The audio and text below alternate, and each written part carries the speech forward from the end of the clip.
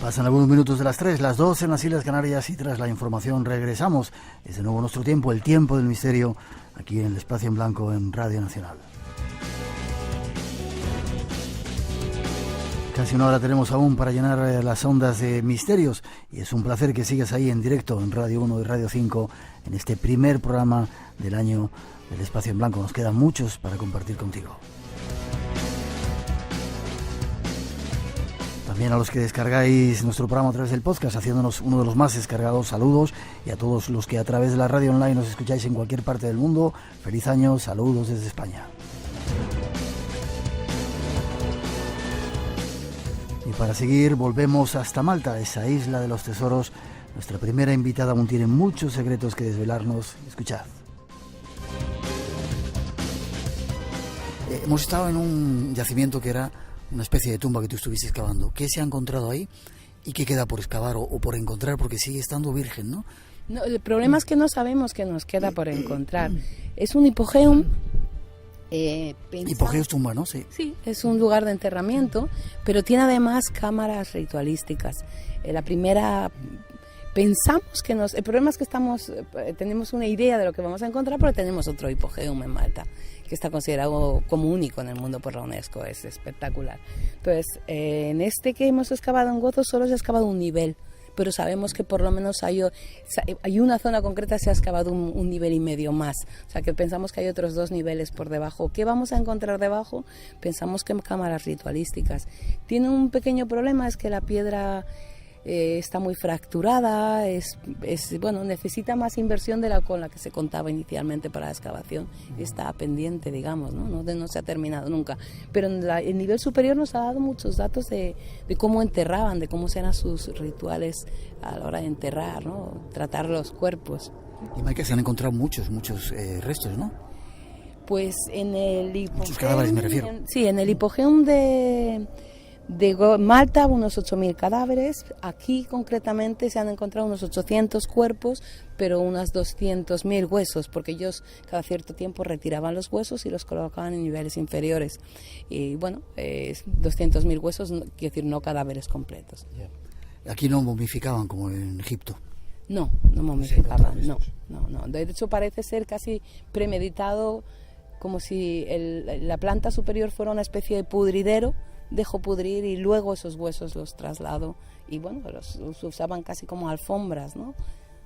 Pero como conclusión de este mundo que hay que conocer aquí en Malta, neolítico, prehistórico, no sabemos dónde fueron, no sabemos cómo hicieron, no sabemos de dónde venimos. Te digo la verdad, probablemente la mitad de lo que te haya contado puede ser mentira y no sepamos nada, porque todo es deducción, ¿no? Pura deducción de estos templos espléndidos que tenemos. Es la curiosidad que nos hace buscar explicaciones. Hay alguna gente que dice que hubo una especie de raza madre que parece ser que desapareció con ese diluvio que está en todas las culturas y que esa agua ha borrado las huellas de lo anterior y que en nuestro planeta pudieron existir civilizaciones altamente desarrolladas que hicieron esto. ¿Qué piensa un arqueólogo como tú, arqueóloga? ¿Cómo explico? El problema es que tenemos todo datado y es difícil sacar los pies del tiesto. Mi opinión personal es que los templos están mal datados. No coinciden, esto lo hemos estado hablando estos días, no coincide que no utilizaran metales cuando ya estamos hablando de una era de había metales. Ellos importan piedra a Malta, pero no importan metales. Estamos hablando de una sociedad matriarcal cuando todo el Mediterráneo era ya patriarcal, ¿no? El problema es que la piedra no se datas objetos y datas... ¿Y qué significa eso? ¿Que deben ser más antiguos? Yo lo que pienso es que son mucho más antiguos, que puede ser que hayan estado utilizados en muchos periodos, o que dices tú, estaban aquí y todo el que ha llegado los ha usado. Nosotros hoy fehacientemente sabemos que la Edad de Bronce los utilizó, pero se asentaron en un suelo que ellos encontraron, que era hasta 1,20 m superior al suelo realmente. Pero ¿quién no te dice que esto no estuviera aquí? Los que llegaron barrieron lo que hay dentro. Pero lo primero que haces cuando compras una casa es barrer y limpiar. sacas todos esos restos y te asientas. Es decir, ¿cómo estoy segura que esta fue la primera cultura que utilizó estos templos? Aparte, insisto, hay datos que no encajan como esto, el no uso de metales, el tipo de construcción siempre cerca de valles, el patriarcado ya se subía en las colinas, se protegían. Esto no existe en Malta, ni en los templos ni en los poblados. Antes de pasar a los caballeros, otro capítulo de la historia de Malta, si me permites. ¿Qué crees de toda esa teoría de que, bueno, los dioses vinieron aquí y ayudaron a los seres humanos, extraterrestres que me comentabas? ¿De ese arqueólogo o arquitecto era? Era un arquitecto. ¿Y qué contaba? En 1800. Él lo que contaba es que, básicamente, bueno, él mezclaba, porque él hablaba de que los extraterrestres le habían dado un mensaje y que... ¿En 1800? Sí, eso es lo que él contaba. En 1800 extraterrestres le habían dado un mensaje, habían construido estos templos, pero lo que vino a decir básicamente es que esto era la Atlántida, Malta era la Atlántida. ¿Y que él conocía un tipo de escritura que lo probaba? Sí, que le habían pasado un mensaje y que solo teníamos que ir a buscarlo porque encontraríamos esos símbolos en los templos. Y parece ser que, bueno, pues vino ya estaba escrito todo un abecedario en una piedra. Hombre, obviamente se piensa que vino él la noche anterior, ¿no? Porque era un abecedario, no hay un mensaje concreto, ¿no? Yeah. Pero bueno, sí, 1800. Bueno, seguid buscando pruebas de todo esto, ¿no? Seguimos buscando. Vamos a hacer colecta para poder seguir buscando. Vale, pedimos patrocinadores en Europa para seguir descubriendo la historia en esta parte de aquí. Antes de seguir ¿qué se siente cuando desentierras la historia, te encuentras un cadáver, te encuentras una pieza que te da... Un subidón tremendo. Sí, realmente es un subidón. Y ya solo hablas de esto, pasas meses solo hablando de lo mismo, no tienes otra vida. Vale, pues pedimos fondos para seguir excavando. Espacio en blanco. Tu cita con lo desconocido. En Radio Nacional, con Miguel Blanco. El misterio continúa. Seguimos en Malta, sentados aquí enfrente de los templos de los gigantes, con nuestra guía, Maika. Maika, otro de los capítulos importantes aquí es los caballeros. No eran templarios, que es un poco, le digo, equivocada, eran hospitalarios, ¿no? Cuéntame la diferencia y de dónde vinieron. Básicamente el origen de todas estas órdenes religioso-militares fue Jerusalén. Bueno, así un resumen muy rápido, hubo un gran negocio floreciente en torno a la peregrinación. Entonces los templarios se encargaban del templo de Salomón, protegían el templo de Salomón. Los hospitalarios eran hospitalarios, cuidaban de la salud del peregrino, y había otras órdenes que cuidaban sobre todo la seguridad en los caminos. ¿Cobrando? Sí, claro, tenían sus patrocinadores. Básicamente el negocio de alguna forma estaba controlado por la iglesia, y de alguna forma se pagaban diezmos a la iglesia, ¿no? Para poder entrar a Jerusalén, para tener esta protección en los caminos. Sí, básicamente cobraban a través de la iglesia. El problema fue, bueno, pues lo lejos que estaba Jerusalén y lo caro que resultaba llegar. Pero esto se solucionó, en vez de viajar hombres ocupados de negocios... Era porque viajar daba una especie de prebenda. Sí, te daba prebenda. Bula. Tenías más metros en el cielo, se te perdonaban los pecados, podías pecar 2 años más, era de todo, tenías todas las bendiciones. Y bueno, pues entonces hay quien pensó, si yo tengo un terrenito en el cielo y si viajo 20 veces, tengo ese terrenito por 20. Cada vez que ibas te daban una parcelita. Sí, algo así era el concepto, y entonces, se creó el patrocinio. Va a haber mucha gente que se va a enfadar contigo, lo está diciendo Maika, no nosotros. Porra todo esto, no quiero yo problemas. Estamos en una iglesia católica confesional. No lo había pensado, no debía yo hacer esta entrevista. No, básicamente sí, ese fue el concepto, ¿no? Entonces, hay un montón de gente que comienza a viajar, se crean pasaportes, porque claro, si te pago quiero saber dónde estás, cómo llegas y qué has llegado, no que has estado 2 años ahí en la Costa del Sol, ¿no? Y el problema fue que el negocio se fue al garete cuando los infieles toman Jerusalén. Los cristianos defienden Jerusalén por el comienzo de las cruzadas, pero las pierden. Los templarios habían invertido en Francia, volvieron a Francia, y ya sabemos todos que les fue regular. Y concretamente los hospitalarios saltan a Acre, pierden Acre, saltan a Rodas, donde sí se asentaron por unos 300 años.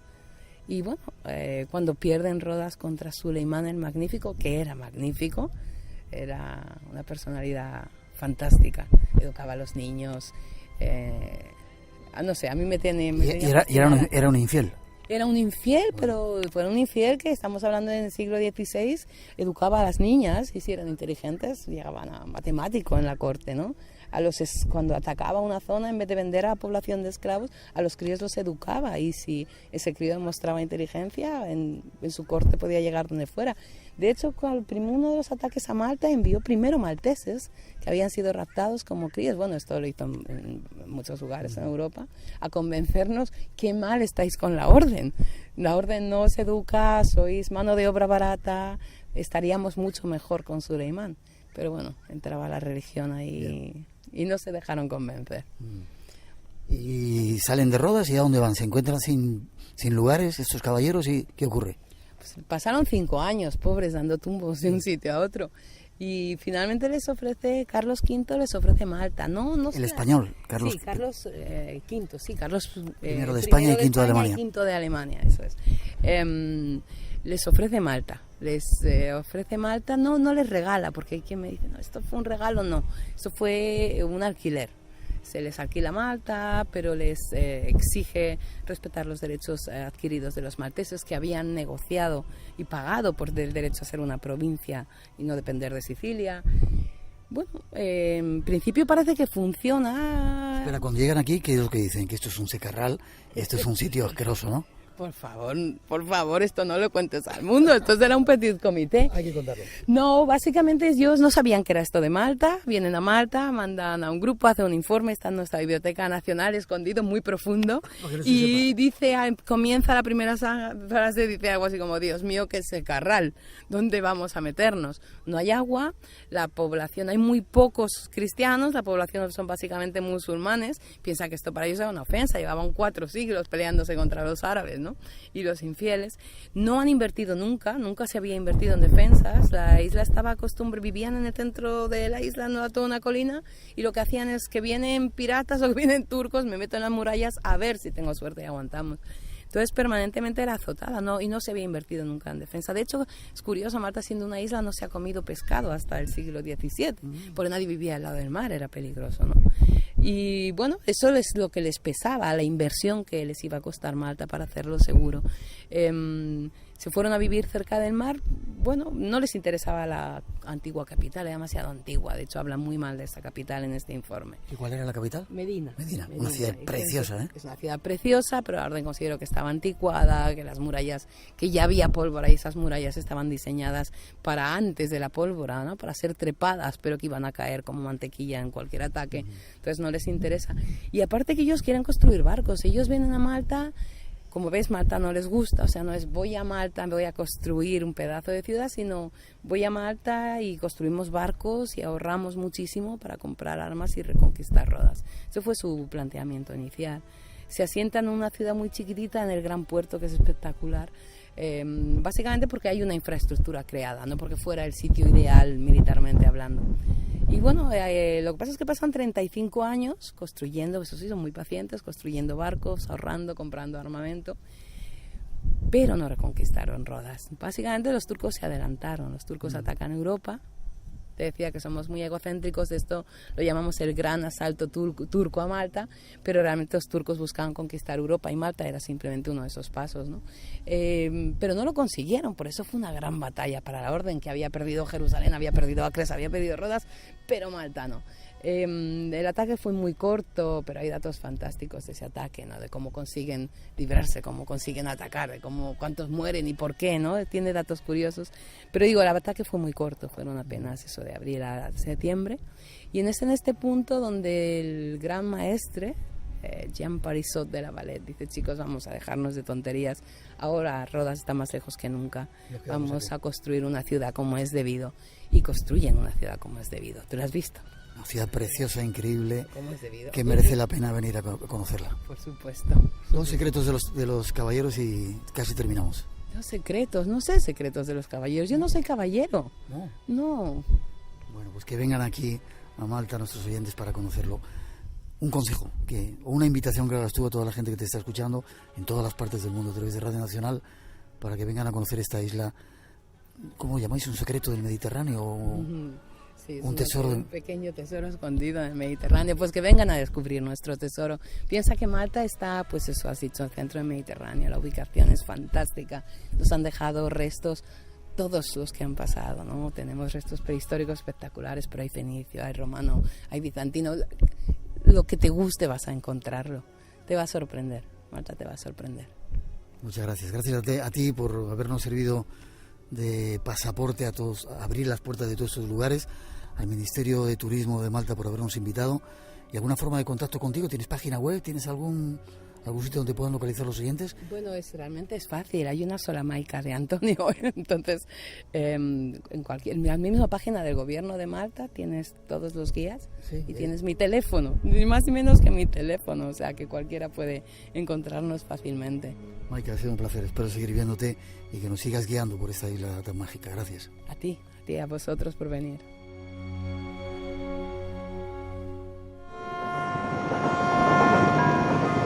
Salida del vuelo Iberia. Los domingos. Esos días en los que las estaciones y carreteras se llenan de gente que regresa de sus viajes. Y también esos días en los que en Radio Nacional emprendemos los nuestros. A Calcuta la apodan la ciudad de isla en isla en la Siam. Nómadas con Álvaro Soto. Moldavia. Los domingos a las 7, tu mejor tarjeta de embarque a todos los lugares del mundo, como siempre, mejor, en Radio Nacional de España. Hola, soy Alejandro. Un saludo para todos los oyentes de Espacio en Blanco desde Tánger, la ciudad donde escucho el programa toda la semana.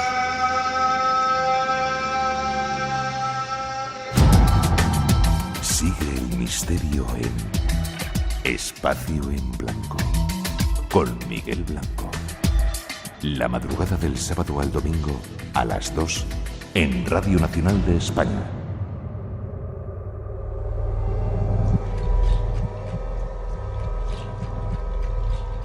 Sigue este programa viajero, ese viento nos lleva hasta las altas montañas.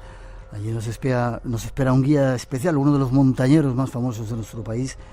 No te pierdas parte de la historia de lo que ha aprendido y vivido en las montañas. Tras esa introducción os la ofrecemos.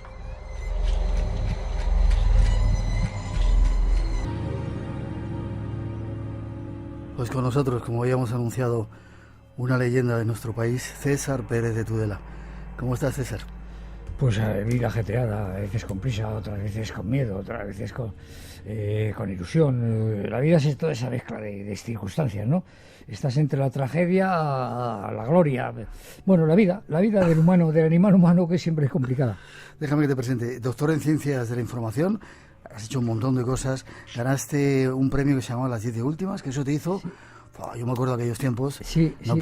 Eras más famoso que quién, que Julio Iglesias, decías. Sí, no podía ir por la calle. Es decir, pasaba por un colegio y entre profesores y niños ya llegaba tarde, claro, al siguiente sitio, ¿no? Con esos nervios.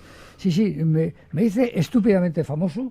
Ser famoso es una condena de los medios de comunicación, sobre todo de televisión en aquellos tiempos, porque no había más que una cadena. Porque era lo de moda, toda la familia, y todo lo que más se veía era la televisión. Entonces salir en televisión, como yo salí durante varios meses seguidos, en la hora estelar, y encima parece ser que mis respuestas tenían cierto éxito, yo no sé por qué, entonces claro, sí, me hizo enormemente famoso, y eso hasta cierto punto me cambió el rumbo de mi vida. Hombre, yo siempre he sido explorador de la vida, explorador de las montañas, pero aquello hizo que dejara yo mi mundo del derecho. Aquello, es decir, que dice, ¿a usted le benefició aquello? Digo, pues no lo sé, nunca sabes. Te cambió la vida. Me cambió la vida, y me cambió la vida a una mejor vida, pues tampoco lo sé. No, mi vida hubiera sido, en cualquier caso, una vida distinta, más esforzada, siempre más esforzada, más ir en contra de las circunstancias comunes. Es decir, yo si veo que muchos están pegando a uno, me pongo a favor del uno, no de los muchos, que es lo frecuente, ¿no? Yeah. Y que la moda es la que manda y ordena. A mí la moda no me dice nada. Déjame también que te diga que has escrito un libro que es un poco tu autobiografía, Al filo de la escalada, que resumes todos esos años de aventuras. Yo te quiero hacer muchas preguntas. Déjame que diga a los oyentes, es muy difícil. Yo conozco a César, hicimos una entrevista hace un montón de años en otra emisora. le preguntas una cosa y está 5 días contándote aventuras, sé sintético si puedes. Por supuesto, voy a hacer todo lo posible para enmendar mi retraso. ¿Qué son las montañas para ti y por qué las montañas, César? Las montañas son un símbolo de dificultad, de ¿Un símbolo vida, fálico? ¿Eh? ¿Un símbolo fálico? ¿Un símbolo...? No, un símbolo de esfuerzo, un símbolo de tragedia, un símbolo de vida, un símbolo de... Sí, lo que es la vida, de ilusión muchas veces, sí. Y además es normal, ¿eh? Cualquier niño pinta enseguida una montaña. Y yo estoy subiendo, sí. Subir es lo contrario a descender, ¿no? La conducta es ascendente, ¿no? Que es lo que decía Ortega de lo que es el deporte, decía, esa conducta ascendente sin ánimo de lucro, cosa que ahora nos damos cuenta de que el deporte sí que no tiene ánimo de lucro, no es deporte ni es nada, ¿no? Es decir, que ahora ya el deporte está condenado. ¿Cuántas montañas habrás subido en tu vida? Pues mire, yo creo que son miles de montañas, sí. Miles de Hombre, montañas. pasa que hay montañitas por Guadarrama, un día te puedes subir Cabezas de Hierro, hacer la cuerda larga y te subes la Najarra, te subes Asómate de Hoyos, Valdemartín, La Maliciosa, pero claro, luego ya en el Himalaya, en vez de subirte en un día 5, te cuesta 5 meses una o 2. ¿Cuántos 8.000 has hecho? No estoy yo en el mundo de los 8.000, fíjate. No estoy en el mundo de los 8.000 y es curioso porque yo fui el primero que llevó una expedición al Himalaya donde murió mi mujer, Elena, en el Hindu Kush. No era un 8.000, era un 7.490 metros el Tiris 1000 oeste. Sí, luego estuve en el Everest en 4 ocasiones, pero siempre hubo tragedia, claro, la tragedia de la vida estaba así. En la expedición de la Complutense murieron 3 de mis compañeros en una grieta. Yo había dicho que había que estar abajo todavía, había que aclimatarse.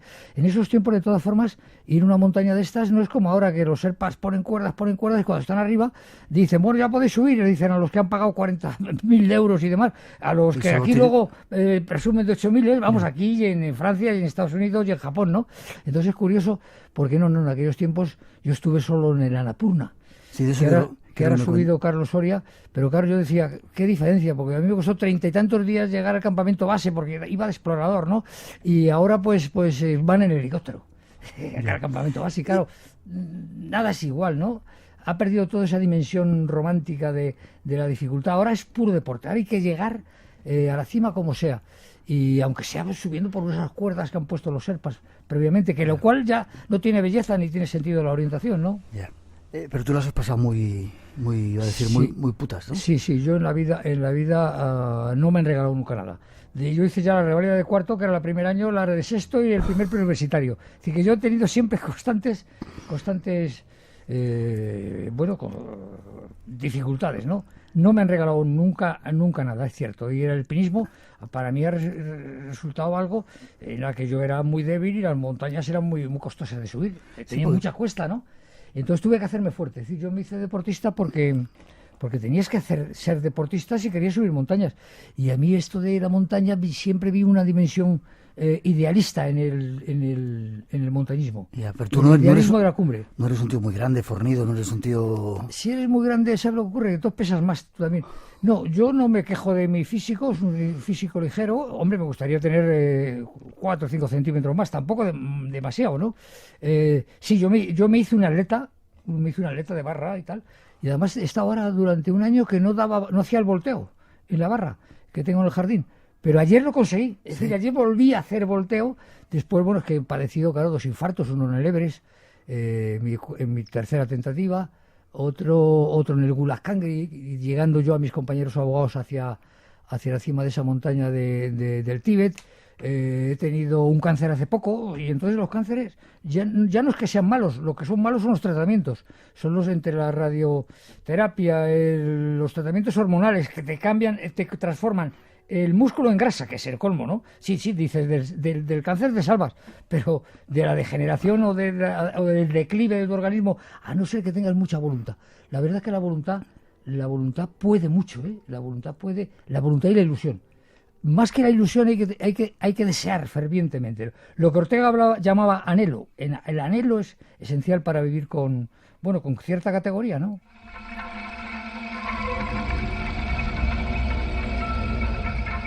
Este es nuestro invitado, César Pérez de Tudela, toda una leyenda. Y quizá algunos os preguntéis, si no le conocéis mucho, pues qué pinta nuestro programa. Ha vivido muchas experiencias que tienen que ver con cosas que nosotros contamos aquí.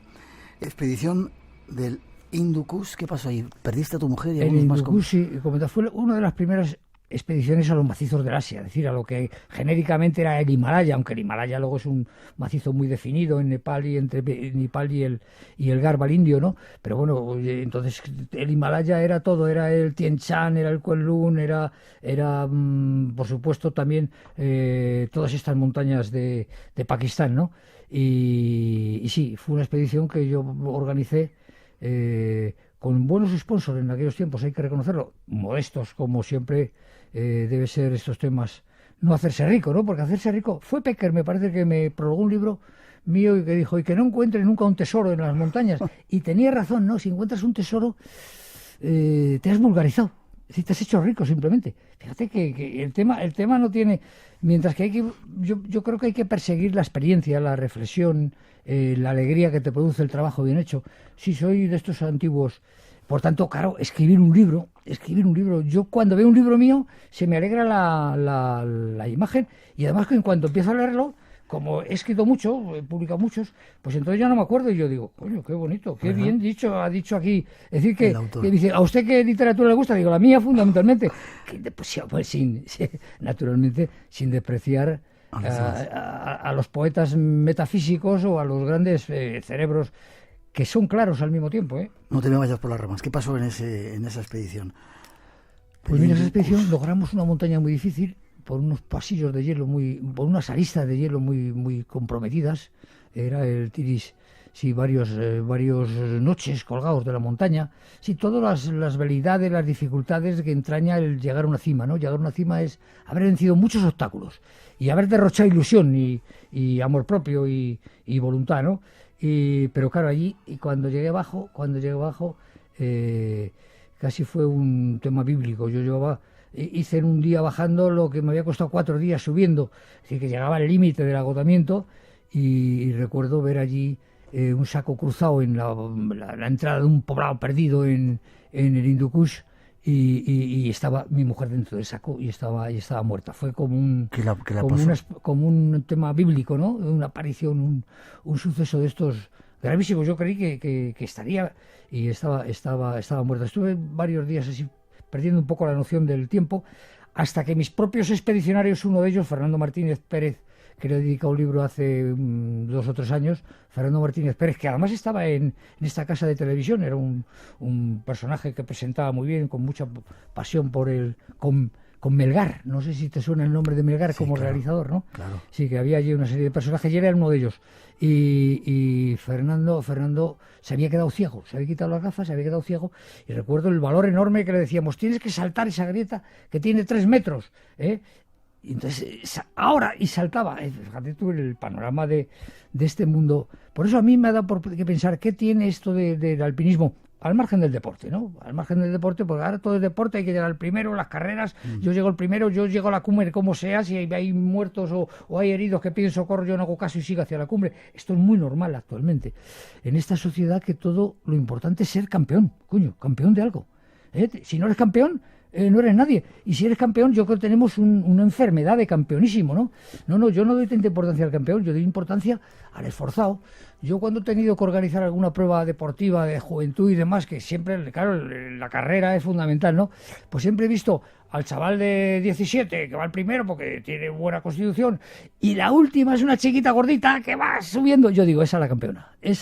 Claro, esto no se entiende. Recuerdo que este razonamiento lo mantenía yo ante el presidente del Comité Olímpico y todos estos, Martín Zilt, Indurain, y todos estos personajes, y me miraban así como diciendo, este es el deporte de superación que a mí me interesa. Lo demás no me interesa nada, lo demás es presunción y lo demás es ánimo de lucro, porque todo el mundo va persiguiendo el ganar para embolsarse dinero. Pero señores, ¿qué concepto del deporte es ese? Es lo que Ortega trajo de Alemania, que en sus investigaciones científicas en torno a la filosofía y sobre todo a ese tema nuevo que era deporte, que era el deporte, ¿no? Conducta excelente al ánimo de lucro, efectivamente, que nos hace encontrarnos a nosotros mismos. Eso sí es el deporte. Espacio en Blanco, en Radio Nacional, con Miguel Blanco. Y esta noche con César Pérez de Tudela, unos cuantos minutitos hablando de montañas y del significado. Las montañas son la casa de Dios, como creen algunos pueblos en el mundo, en el Tíbet, en Sudamérica, de los Apus. Sí, todas las montañas son sagradas. Es que ya es por constitución, ¿no? Se elevan hacia el cielo. Es decir, que si hay algún entendimiento entre el cielo y la tierra es a través de las montañas. Por eso todas las religiones tienen lugar en las montañas. Todas las manifestaciones de religiosidad. Y la religiosidad es importante, ¿eh? El creer no es porque los budistas sean importantes, o los hinduistas, o los cristianos, sino porque efectivamente es esa vertiente de espiritualidad del humano, porque si no tenemos esa espiritualidad, es el espíritu el que nos dice hay que seguir, si no, no seríamos nada, ¿no? Si no seríamos pues como otros compañeros mamíferos a los que yo tengo mucho respeto, por otro lado, ¿no? Y me parece muy feo el comportamiento humano con el resto con sus compañeros de vida, ¿no? Con las vacas, los toros, los ciervos, los lobos. Es decir, que podemos razonar para lo material, que nos tenía que servir, pero esa crueldad del humano con los seres como las vacas, como se las mata, los cerdos, encima te invitan a mí personajes importantes de la cultura, de la judicatura, que me dicen, vente a la matanza, que verás tú cómo te diviertes. Digo, hombre, yo no voy a esos espectáculos horrorosos, ¿no? Horrorosos me parece. Además ya hasta la Comunidad Europea, sabes que tiene una directiva que dice, hay que anestesiar al cerdo, bueno, clavarle el gancho ese y ir todos detrás viendo como el pobre cerdo. Sí, porque el que hace eso con otro semejante lo hace luego con uno más semejante todavía. Yeah. Cuéntame una cosita, ¿por qué subes montañas solo? ¿Estuviste en la Annapurna, en el Rubenzori? ¿Por qué te vas? ¿Y cómo se hace eso de ir solo a una montaña? Solo. Quizás sea una necesidad de demostrarte a ti mismo, quizás sea una desconfianza, quizás sea una fe en que quieres ser el que tú has soñado, ¿no? Es decir, que quizás sea una ansia de experimentación, sí. Y luego hay un tema, cuando tú vas solo por estos parajes, la reflexión es mucho más honda que cuando vas con 4 amigos, que enseguida surge la conversación fácil y de poca altura, de poca espiritualidad, ¿no?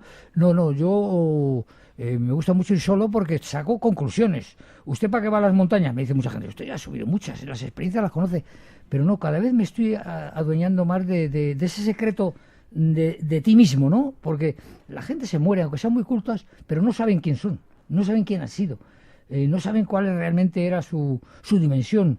No, yo a las montañas como a la literatura le pido que me levante, que me fortalezca, que me dé ingredientes de esencia, ¿no? ¿Y no es duro estar ahí solo las noches y el esfuerzo, el frío, la soledad? Sí, es duro, pero la vida bella es dura. Porque la vida de cómoda, yo a veces digo, no puedo más, voy subiendo, que mal estará, cuando llegue allá arriba ya estaré mejor. Y luego pienso, y cuando llegue a mi casa, cuando llegas cansado de verdad y te tumbas en ese sofá viejo y encuentras la postura, dices, hoy me he ganado la comodidad, ¿no? Pero mientras estás siempre en el sofá ese tan cómodo, aunque sea mucho más bonito y no sea viejo, y te den la bebidita, estás aburrido, dices, qué vulgaridad, buena vida, ¿no? No, la buena vida es perseguir la polar que decían. Yo creo que esa es la vida excelsa, la vida de categoría, ¿no? La vida del explorador, la vida del caminante, ¿no? Sí, del peregrino, yo diría, del peregrino, sí. Has tenido varios infartos, has dicho, has estado al borde de la muerte. ¿Cómo se vive? ¿Viste el túnel y eso que cuentan? ¿No? ¿Cómo viviste eso? Yo me he muerto muchas veces, sí. Y hace poco di una conferencia yo en un centro en la que yo tenía que contar mis muertes. Iba a algún psiquiatra importante, Segaona, que está mucho en las televisiones, iba y tal. Yo no sé cómo plantea él sus teorías, pero sí, yo he vivido esas situaciones y solo una vez he visto el túnel.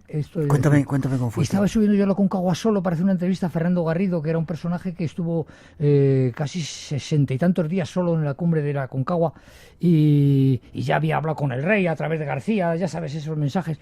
Y yo subí porque me encargó la agencia de hacer un reportaje. Claro, en mi condición de periodista yo dije, hombre, no me lo pierdo, volver a subir a la Aconcagua, que yo he estado a punto de morir varias veces en la Aconcagua. Y recuerdo que subiendo por llegando a la cumbre, de pronto, como mi entrenamiento era el que era, ¿no? Ahora todo el mundo se aclimata y se tira 15 días aclimatándose. Entonces todo era cuesta para arriba y a llegar cuanto antes. Recuerdo que yo dije, ya no puedo más, me estoy muriendo, no puedo más, he llegado al final y busqué una especie de repisa, me tumbé y curiosamente, antes de perder el conocimiento, me entregué al recuerdo de mis amigos muertos. Y pedí ayuda a mis amigos muertos. Es decir, que a gente yo reza por los muertos. No, yo a los muertos les digo, rezad por mí. Tú que estás en otro ámbito más espiritualizado que yo. ¿Llegaste a ver a tus amigos fallecidos? Recuerdo que se lo pedí a Pedro Ramos, que fue un compañero mío estupendo, que me doblaba la edad. Recuerdo Pedro Ramos, que era un taxista, muy culto, que leía la tercera de la ABC, que era ya ver la página importante. Sí. Se había pedido a Fernando Martínez Pérez, el de televisión con Melgar, que era un tipo intelectual y muy buen alpinista. Sí, llamé a mi suegro primero, que era un abogado también admirable. Sí, recuerdo que se lo dije a varios de mis amigos y es curioso porque cuando me desperté, era una experiencia sobrenatural. Es decir, ¿viste el túnel? Sí, vi el túnel y coño, de pronto me levanté. Me habían venido las fuerzas otra vez. Terminé de llegar a la cumbre, que estaba ahí mismo, y empecé a dar gritos a este chico, a Fernando Garrido, y con él viví una experiencia impresionante, ¿no? Con Fernando Garrido fue tremendo, porque me contó su sueño inagógico, en la cual vive la premonición de su padre y de su madre, y lo matan. Y él había visto la sangre, había visto la muerte de estos familiares. Curiosamente, qué cosas ocurren, ¿no? Sí. Varios meses antes, no sé si más de 3, desde luego, porque yo cuando vine hablé a su padre, que era un general del ejército, está en la residencia de Los Galgos, y le dije, cuando venga el niño, vamos, Fernando, digo que le miren todo el tema, porque a la altura sabes que se mueren muchas neuronas y si puede haber alguna lesión cerebral después de tanto tiempo en altitud, ¿no?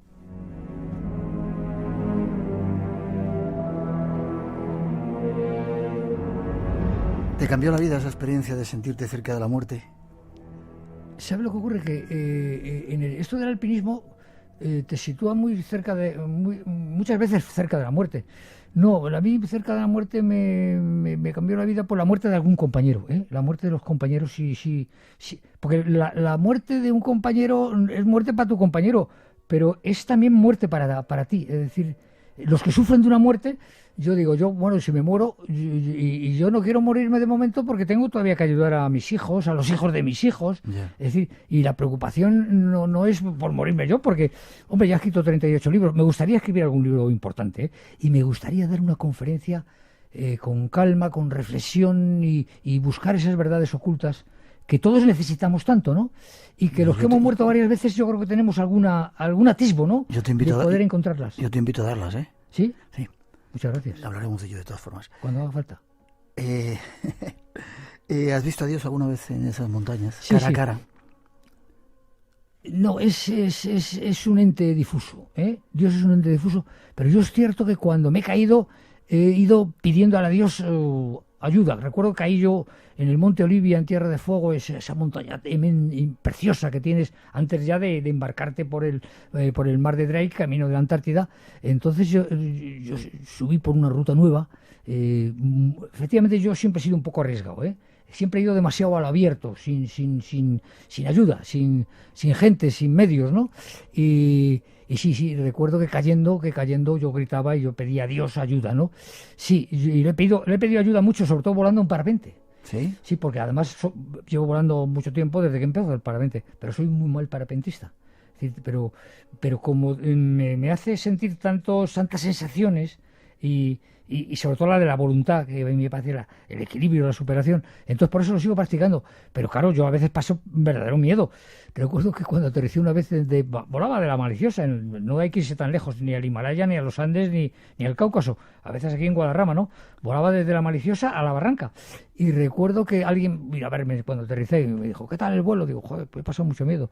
Y dice, entonces, ¿por qué vuelas? Claro, el hombre tenía una razón. Y yo le decía, esto es una sin razón, como el alpinismo, ¿no? Digo, yo lo vuelo por superar mi miedo, por reflexionar, por estar contento después, porque a pesar de que haber pasado miedo y de seguir pasando miedo antes, durante y después, que entonces, pues yo creo que es algo que que hace que tu vida sea más trascendental. Y yo soy un estudioso del idealismo trascendental germánico. Es decir, he tenido que... yo soy jurista, pero no, el derecho se ha separado de la justicia hace mucho tiempo y ya me interesa muy poco. Las leyes son malas, las normas igual. Yo no sé si la aplicación del derecho también es adecuada. No estoy de acuerdo. El periodismo... me ha interesado por ir a las guerras, a Vietnam, cuando estuvo en la guerra del Vietnam, cuando todos los periodistas se venían, también hay que decirlo. Ahí ibas tú. Ahí ibas tú cuando se venían. La montaña más bella, más hermosa que hayas subido. En Tierra de Fuego las montañas son preciosas, los canales fueguinos, los glaciares que bajan, los bosques de alerces inmensos hasta la cima, y son montañas de 1500 metros, pero claro, 1500 desde el nivel del mar. Si es que todos los mares están al mismo nivel, que parece ser que no. Sí, la Patagonia tiene montañas fantásticas. Y Guadarrama en invierno, después de una nevada, es algo extraordinario. Yo me escapo donde esté, si está nevando, que aquí está lloviendo, pero allí está nevando, ¿no? Porque digo, estas jornadas entre esas cortinas de nieve, con los esquís de fondo, tratando de llegar al puerto de la Fuenfría, simplemente al puerto de la Fuenfría, ¿no? Es como estar en el lugar más recóndito de la Tierra. Espacio en Blanco. Tu cita con el misterio en Radio Nacional. Y con César Pérez de Tudela, todo un lujo tenerle. Dos cosas, me quedan muchas por preguntarte porque el tiempo desgraciadamente se nos echa encima. ¿Viste esclavos en el Sáhara en el siglo XX? Hay un capítulo en tu libro que hablas de esclavos en el siglo XX. Sí, me llamó mucho la atención. Yo iba con Badadi Mohamed Ali. Badadi Mohamed Ali era el jefe de la OGE, de la Yun. Y era Ergibat, porque claro, luego son saharauis, ¿no? Había etnias muy diferentes y con derecho cheránico muy distinto. Los Ergibat eran los príncipes del Raja Azul, ¿no? Y él me iba asesorando, me iba contando, y íbamos a un bir donde estaban sacando agua con los camellos, tirando y entonces él presentaba y saludaba y preguntaba por el padre del padre, esas letanías impresionantes del mundo del África. Sí, esos son esclavos. Y yo dije, ¿pero cómo van a ser esclavos? Si España pactó no meterse en líos, no, es decir, respetó exageradamente. Lo que ocurre es que hubo una revolución generacional. El Basiri murió. El Basiri era un líder juvenil contrario al viejo derecho de los ancianos. Ya sabes que en el Sáhara el anciano... Y aquí España había pactado con los grandes chefs, con los jefes, pero se invirtió el planteamiento. Y no es justo todo lo que se dice de España se retiró porque yo recuerdo cómo a la Legión tuvo problemas con los polisarios. Es decir, Polisario a los pesqueros españoles y canarios sobre todo los machacó mucho. Es decir, que quizás no hubo más remedio. Se hizo mal, aquella descolonización se hizo mal, pero se hizo también mal por las circunstancias y por la belicosidad del Polisario, hay que decir. No te vayas por las ramas, seguía habiendo esclavos. Seguía habiendo esclavos. Además se calculaba sobre 3.000 esclavos censados. Unos esclavos, los que habían nacido dentro de esa familia, pues tenían ya, claro, más confianza, pero eran esclavos, y los hijos de esos esclavos eran esclavos, y otros eran los que se compraban, ¿no? O se cambiaban por... Es curioso porque ahora mismo existe la esclavitud existe porque el humano es mucho menos de lo que pretende. Somos crueles, somos torpes, somos malos, a veces somos malos. No hay que decir que el evangelio de la misericordia se emplea poco, y es bonito el evangelio de la misericordia, claro, es bondad y es perdón y en fin, tantas otras atribuciones. Casi para terminar, en otra entrevista que te hice hace muchos años me contaste que estuviste cara a cara con el Yeti en una de tus aventuras. Sí, por el Tíbet. ¿Cómo fue? Sí, es un tema, fíjate, es un tema que yo recuerdo la cara de este Serdá, que no me gusta nada, la cara de Serdá en un programa de televisión que hacía él por las noches, que no me gustaba nada tampoco, porque era ordinario, era poco ingenioso. Y entonces no sé quién me llevó a mí, y insistieron mucho, para que hablara yo del Yeti. Y luego la cara que ponía el Serdá no me gustaba nada, porque, oye, pues si no te crees nada, pues no me preguntes, que yo no tengo yo tengo muchas experiencias en mi vida más interesantes que la de haberme encontrado el Yeti. Es verdad, sobre todo cuando yo vi un dragón, el dragón de Komodo, es en esas islas de Lombok o de esas islas cerca de Flores y cerca de Bali. Entonces sí me impresiona ver un dragón actualmente cómo se comía una cabra, ¿no? Es decir, no, el yeti no se comía a nadie. Era un atardecer en el bosque del Lete. Yo bajaba de fracasar en el Annapurna, que había intentado solitario en aquellos años, que se dice pronto, ¿eh? ¿En el Annapurna? Sí, en el Annapurna estuve yo en solitario, sí. Ya. Joder, una menuda, me salvé de milagro también, fue otra de mis muertes, sí. Y bajando iba yo al bosque del Lete, porque no podía cruzar el Gandaki por los monzones, el agua, los torrentes estaban desbordados, los puentes se los había llevado. Y entonces allí, en un atardecer, llevaba yo la linterna puesta, y entonces de golpe me devolvió la luz, dos lucecitas, y eran los ojos de este personaje grande, alto. Ojalá todavía quede alguno vivo. ¿Se asustó al verte a ti también? ¿O? Se asustó él.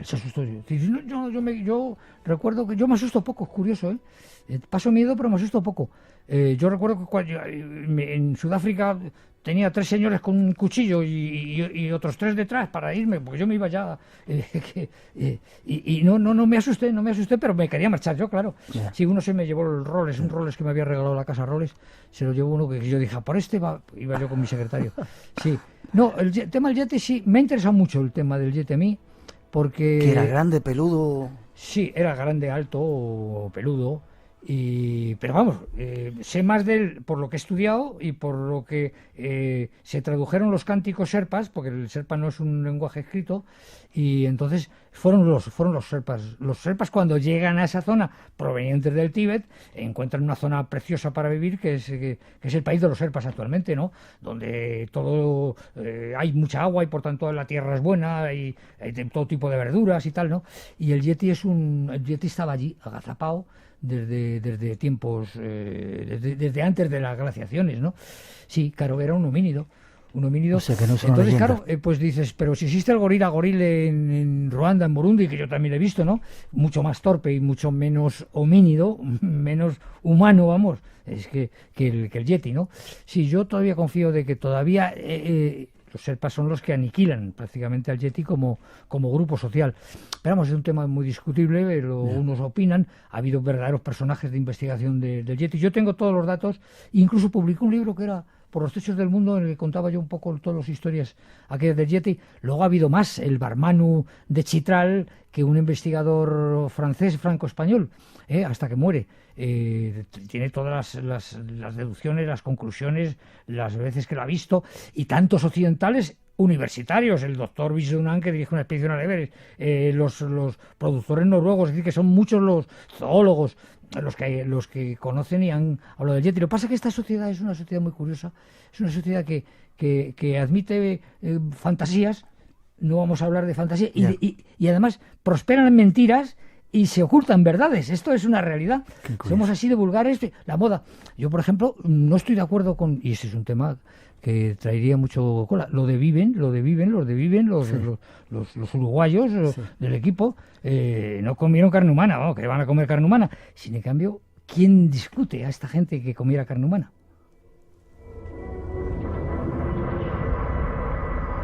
Terminamos en el último minuto. ¿Qué te ha enseñado o qué puede enseñar la montaña, ese esfuerzo con el que tú te entregas a ella, a los seres modernos del siglo XXI que estamos atados a un ordenador, a una tableta, a la televisión, al teléfono móvil? Es una de las escuelas de vida más interesantes y más auténticas, de generosidad, de respeto hacia el medio ambiente, de camaradería y amistad, de ayudar al que está en una situación, difícil. No, yo creo que el alpinismo es la gran escuela de nobleza del siglo XX. Yo incluso pensé, ya el rocódromo que ahora está, yo dije, en todos los colegios tendría que haber un rocódromo, porque ahí el niño empieza a trepar, se hace valiente, mantiene el equilibrio, se hace prudente al mismo tiempo. Y yo conseguí que la policía, el Cuerpo Nacional de Policía, en la escuela de Ávila, buscaba pruebas para el INEF le daba pautas, ¿no? Decir, esto es lo mejor. Pues claro, esto de correr por encima de los techos de los automóviles persiguiendo al delincuente, yo decía, no, el rocódromo es lo que más enseña. Y durante una temporada creo que me hicieron caso. Sí, porque yo estaba en la división de formación Sí, porque entre otras cosas he estado yo en la policía muchos años, sí. La verdad es que yo comprendo que ese libro, claro, porque es una novela, es la novela de mi vida, pero de auténtica. porque las novelas, yo no entiendo esto de la literatura, de que hay contando mentiras, coño, si es mentira, que la novela es mentira, ¿no? Ahora ya la novela histórica es menos mentira, pero es mentira. No, cuénteme usted la verdad de su vida, si es que su vida tiene verdades, y tiene verdades emocionantes, ¿no? Ahí está, y mi vida sí. ha sido emocionante. Yo en la policía realmente hice un doctorado de la vida, que es mucho más interesante que el doctorado académico, ¿eh? Doctorado académico, bueno, pues yo tenía 2 tesis doctorales, solo desarrollé la de las grandes catástrofes. Al filo de la escalada, César Pérez de Tudela. ¿Hay forma de contacto contigo? ¿Tienes una página web o algo de eso? Sí, hombre, pues lo agradezco mucho. Yo tengo un blog que es cesarpereztudela.com, blog.cesarperez, que corresponde a una página web, César Pérez de Tudela, sí, .com. Buscarle por ahí y veréis algunas aventuras. Y si queréis conocer algo más, Al filo de la escalada, Memorias de un alpinista, editado por Almuzara. Gracias por haber estado con nosotros, César. Ha sido un gusto y perdonadme. Gracias. Un honor. El honor es mío.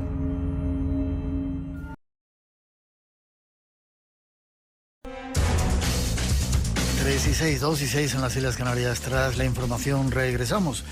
Las gracias a todos por seguir ahí en Radio 1 y Radio 5, conectados con el espacio en blanco. Saludos a todos los que nos escucháis a través de la radio online fuera de nuestras fronteras, en más de 100 países.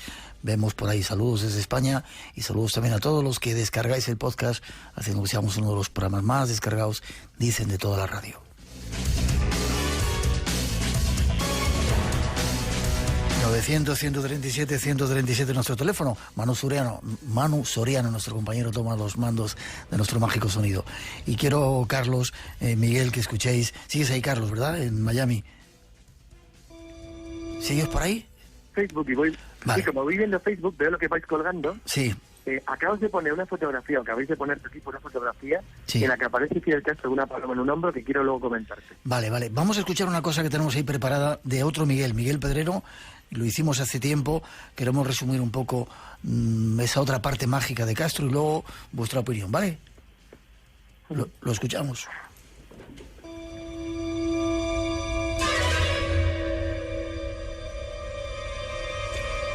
Existen ciertas informaciones que circulan por ahí, de forma secreta, que hablan de una supuesta relación de Fidel Castro y la santería.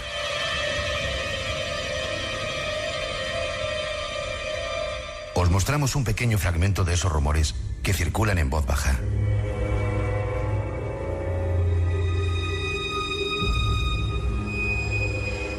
Para los cubanos, no constituye un secreto la vinculación de Fidel con las religiones afrocubanas. Desde yorubas hasta espiritistas, le han sonado los caracoles, tirado los cocos o leído las cartas a Fidel en múltiples ocasiones, porque si algo le preocupa, es su futuro. Tampoco son desconocidos los sacrificios de animales, algunos traídos de la tierra de los esclavos que poblaron el Caimán Verde, y se les vio desembarcar tras compartir el vuelo con los soldados cubanos que regresaban de Angola. Exóticos tigres y leones que nunca vieron el zoológico hacían la travesía junto a los guerreros que el comandante enviaba al continente africano. Se le vio vestido de blanco por única vez en una foto tomada en un viaje a Guinea, donde se comentaba abiertamente que se había hecho santo. Incluso hay quienes dicen que sus extraños poderes provienen de un pacto con el innombrable, quien exige sacrificios con sangre humana.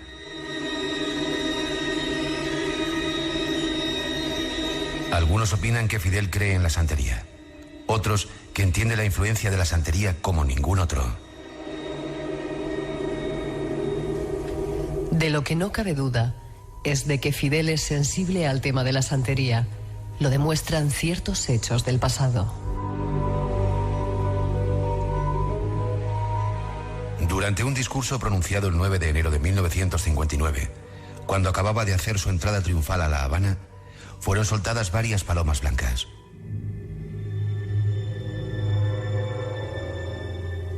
Una de ellas se posó en el hombro de Fidel y allí se quedó durante todo el discurso. Lo mismo ocurrió algunos meses más tarde en Washington y otra vez más en 1989. Para los seguidores de la santería, la paloma blanca simboliza a Obatalá, el Hijo de Dios. Por lo tanto, para los santeros, la paloma fue una señal de que Fidel Castro era el elegido por los orisas para dirigir al pueblo cubano. Estos son algunos de los secretos de la santería y algunos dirigentes de nuestro mundo. Pero hay más. Nuestro invitado nos cuenta. Qué curioso, ¿verdad?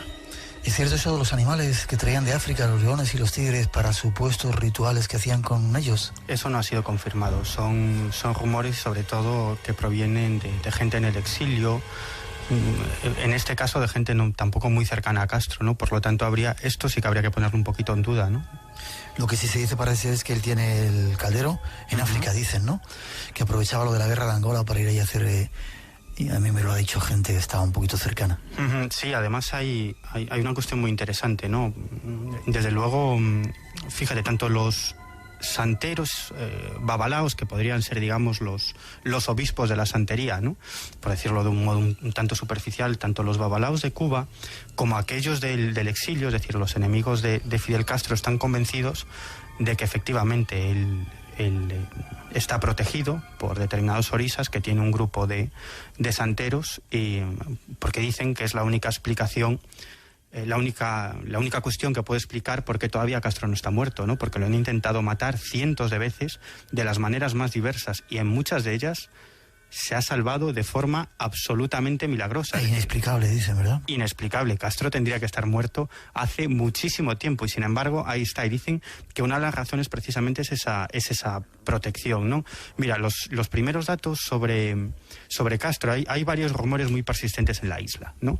Uno de ellos, que ya no es un rumor, es que en los años 70 viajó a Nigeria y acompañado, pues bueno, por un séquito de personas, ¿no? De altos cargos del gobierno cubano, periodistas, etcétera, artistas, y se publicó un libro sobre ese viaje, un libro en el que salían una serie de fotografías en las que Castro estaba vestido de blanco, y estaba recibiendo lo que semejaba un despojo de serpiente, ¿no?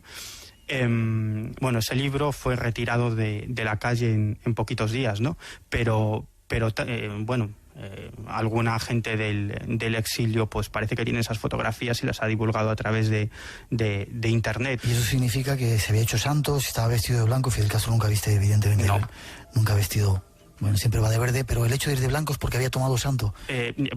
Bueno, eso es lo que se rumoreaba, porque el blanco es el color de los neófitos, de los santeros que se están preparando, ¿no? De lo que no cabe duda es de que gente muy cercana a Castro eran fieles creyentes de la santería y del espiritismo. De eso no cabe ninguna duda, porque incluso ellos mismos lo han reconocido. Incluso su propia hija, su hija rebelde, Alina, también era creyente en este tipo de cuestiones, ¿no? Lo de las palomas es muy curioso. Cuando de repente gana la revolución, llega allí a la Plaza de la Revolución, está hablando, y de repente se le posan no sé si una o dos palomas, además blanca. Sí.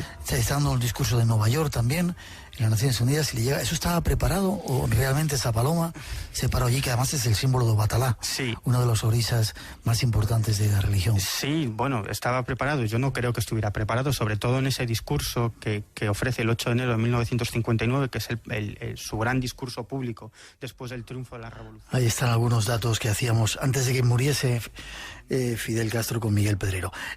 Carlos, ¿qué querías decir de las palomas? ¿Es cierto? Lo vimos todos, hay muchos documentos en el que se ve que esas palomas se posan en su hombro. ¿Estaba preparado? Creo que no, pero en cualquier caso es indiferente. Es que lo que habéis de contar lo habéis desarrollado tan perfectamente que lo que te he comentado pues ya lo habéis tocado. No se sabrá nunca eso, si estaba preparado. No, hombre, da la sensación, porque es como excesivamente casual. Pero es que digo excesivamente casual por todo lo que acaba de decir, con lo que ha contado Miguel Pedrero, lo que habéis contado en el texto que has narrado. Y es que, claro, al tener una carga simbólica tan enorme dentro del mundo de la santería, pues, hombre, ahí es donde da la sensación de que parece un pequeño truquito. Pero la verdad es que es difícil de probar eso, ¿eh? Salvo que hubiera alguien que lo dijera, que es tuyo y lo dice de esta manera, es muy complicado saber si eso es verdad o no. Lo que sí que es cierto que se utilizó, como ha dicho muy bien Miguel, Pedrero, pues estos Migueles ahí, hijo, ¿eh? Sí, claro. Pues os tendré que llamar por apellido. Pues como ha dicho muy bien Miguel Pedrero en la narración, efectivamente se usó muy bien para poder reforzar esa imagen de poder sobrenatural. Que la magia, y tú lo sabes muy bien, Miguel, consiste en eso.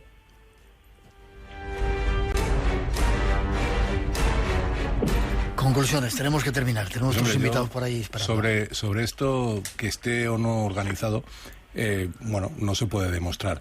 Lo que sí se puede demostrar es que Castro falleció el 25 de noviembre, que es el mismo día, pero 70 años después, que se inició la revolución, ¿no? La revolución en el Granma se inició el 25 de noviembre. Qué curioso, ¿no?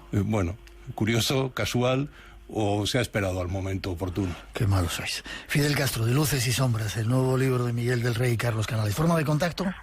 Nosotros tenemos un Facebook que es Trazos de la Historia MIC, y luego pues Carlos tiene el suyo personal. Carlos. Pues ya he dicho la forma, es la mejor. Claro. Somos relativamente fáciles de encontrar, tampoco nos escondemos mucho. Creo que con teclear nuestros nombres sí, y hay que nos manden aquí un correo y nos pregunten. Oye, nos mandan correos todos los días preguntando las cosas más pintorescas.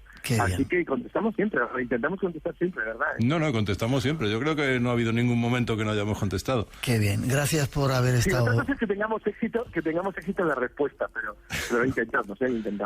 Gracias, Carlos, por haber estado ahí en Miami y atentos al espacio. Gracias a vosotros, como siempre. Fuerte abrazo. Gracias, un abrazo, Miguel. Carlos. Gracias, Miguel. Gracias a vosotros. Estamos en contacto. 13 y 17, 2 y 17 en las Islas Canarias. Una pequeña información después de un anuncito que tenemos ahí preparado y nos vamos a descubrir al jaguar blanco que nos espera.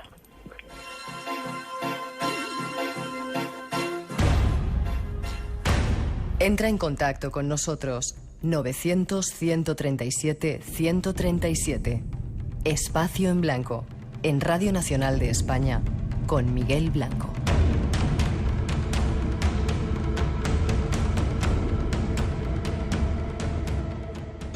Hola amigos de Espacio en Blanco, soy Sergio y os mando un saludo desde Nueva Orleans, Luisiana. Así es como suenan las calles.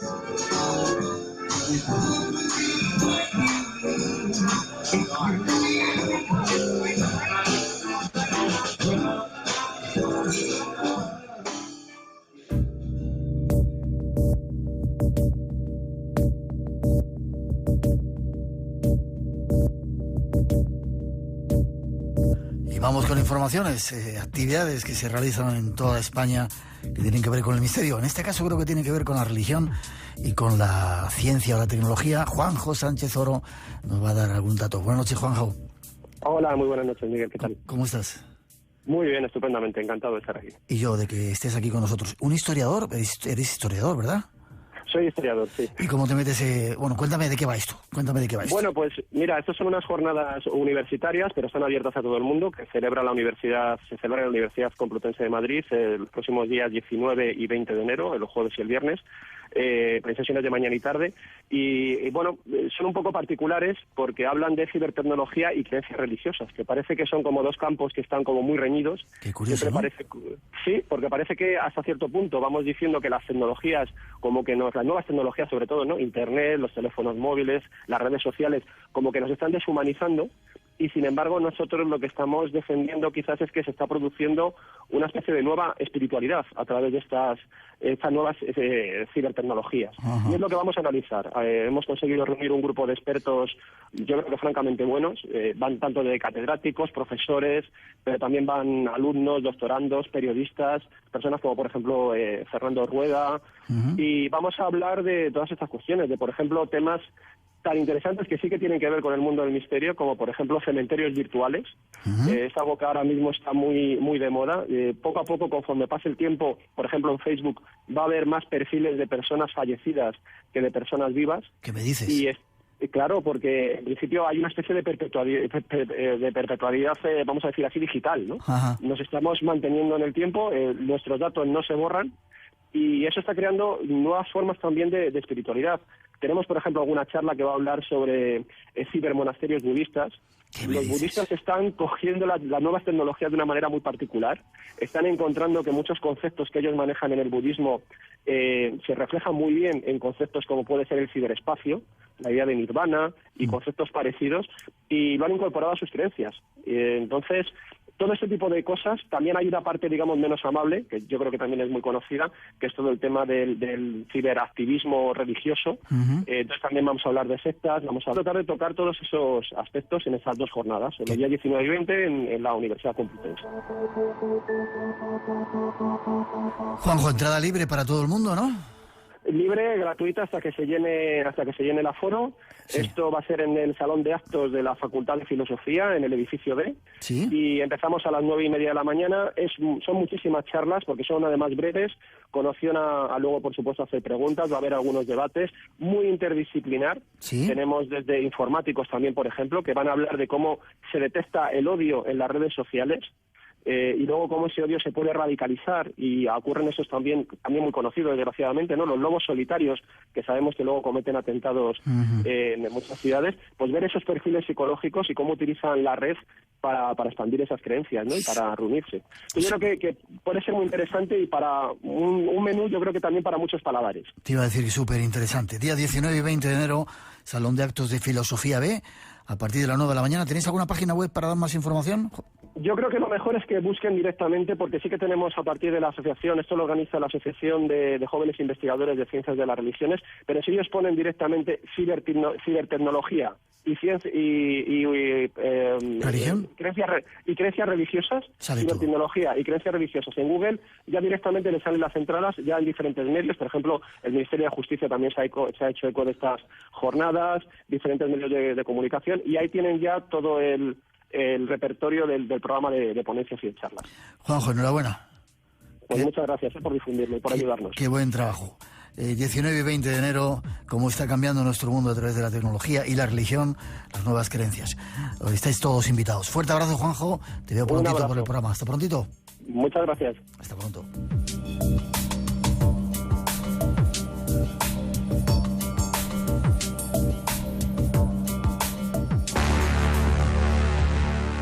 Buscamos respuestas a los misterios de los hombres y las mujeres del siglo XXI.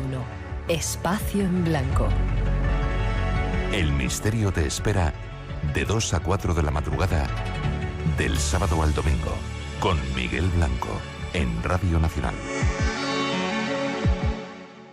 Hola, soy Kichan, el guía de Angkor Wat.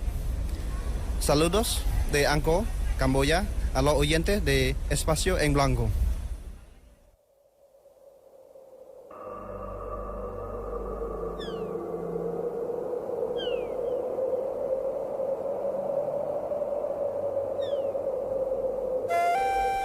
Y 23, 2 y 23 en las Islas Canarias. Cambiamos el decorado, dejamos a Cuba y nos vamos a otro país increíble a presentaros a un personaje que nosotros hemos bautizado, aunque ya lo tenía, con el nombre del jaguar blanco. No os perdáis conocerle.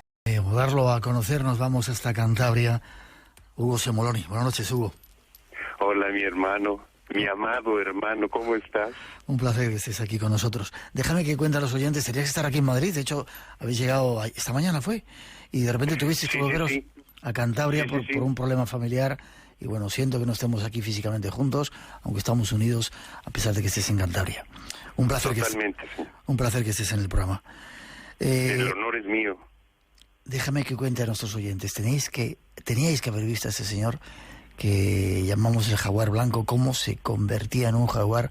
No sé dónde fue, Hugo, no recuerdo dónde fue, en qué parte de México, pero cómo... Estábamos en una de las ruinas dando una ceremonia, sí. Y que fuimos con un grupo que llevaste para allá, y tuve el honor de compartir esos momentos contigo, ese viaje que fue muy mágico, como todos los viajes que tú haces, ¿no?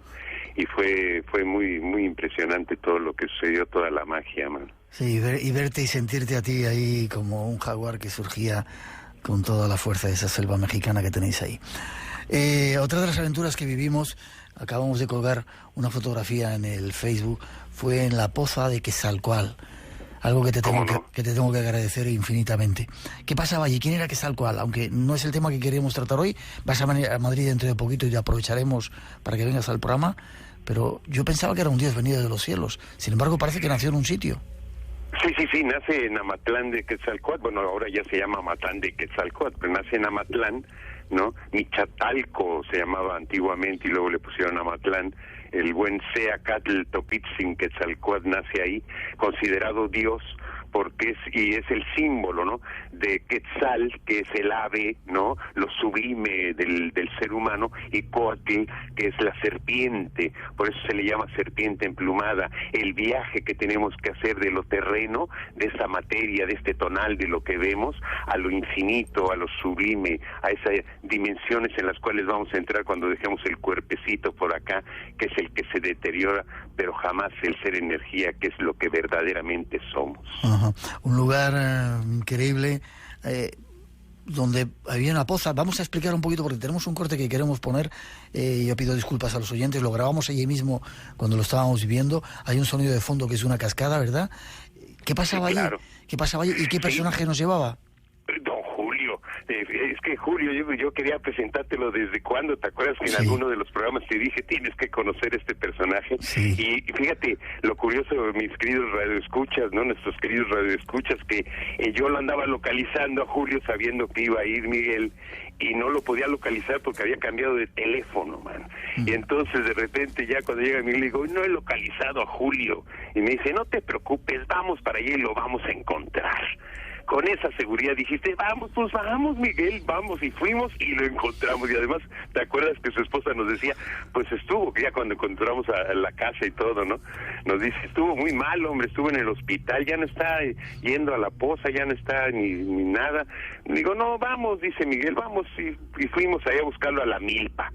Y ya nos encontramos con ese personaje maravilloso de 80 y tantos años, envejecido, con su ajado rostro maravilloso, medio chimuelo, ¿no?, una sonrisa maravillosa, un chamán muy poderoso, y ya nos llevó a donde fue bautizado y a donde nació ese Acatl Topitzin Quetzalcóatl, ¿no? Con toda la de esa, y te bautizó, porque él tiene ese poder maravilloso, como lo viviste, de preguntarle al viento, a los elementos, el nombre que te corresponde en náhuatl, ¿no? Y ese nombre siempre a las personas que he visto que bautiza, ¿no?, siempre le da algo de tu ser, algo descubre que se lo pasan a él, ¿no? Él, como dice, él es un vehículo nada más, ¿no?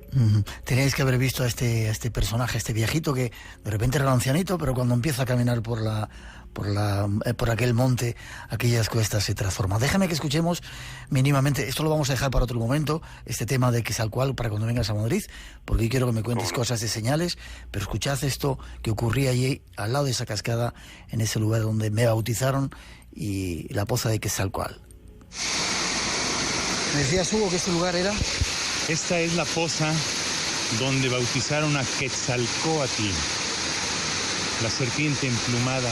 Y el hombre que ven, ese es don Julio, que es el guardián de la tradición de Quetzalcóatl. Él realiza en este pila bautismal de este tamaño, en esta pequeña lagunita, laguito, una ceremonia en la que le pide al viento y al agua, a la tierra, que te bautice y que le dé el nombre que tú te mereces portar como guerrera, como guerrero. Él te pone en la pila, mete la mano al agua, invoca al aire, invoca al viento, invoca el poder del fuego, le dan el nombre y te bautiza en honor a Quetzalcóatl o a Cuculcán, como le denominaban los mayas. Llegar hasta aquí no es nada fácil, y él que tiene 89 años nos está dando una lección a todos de poder caminar por el monte, ¿verdad? Es impresionante, porque además hace 3 meses estuvo tan grave que creían que iba a morir. O sea, yo te dije, no, a lo mejor no quieres venir porque ha estado muy grave. Y él dijo que, ¿qué? Vamos, ¿no? Espacio en Blanco. Tu cita con el misterio en Radio Nacional. Esta noche con Hugo Semolón y el jaguar blanco. Qué momentos, ¿verdad? Cómo sonaba de potente esa cascadita detrás de nosotros, ¿eh? Sí, caray, ¿no? Y la potencia y la magia, ¿verdad?, que pudimos percibir siempre en esos lugares, ¿verdad, Miguel? Ciertamente, ciertamente. Seguiremos hablando de ello. Y cómo se transformaba ese ancianito fue lo que más me llamó la atención, ¿no? La potencia que tenía, cómo caminaba, cómo subía por las cuestas, cómo nos cuidaba y cómo pedía a los árboles cada vez que llegábamos, ¿verdad?, a los guardianes, que no nos pasara nada, que nos cuidaran los árboles en ese trayecto que hicimos hasta la poza y al regreso.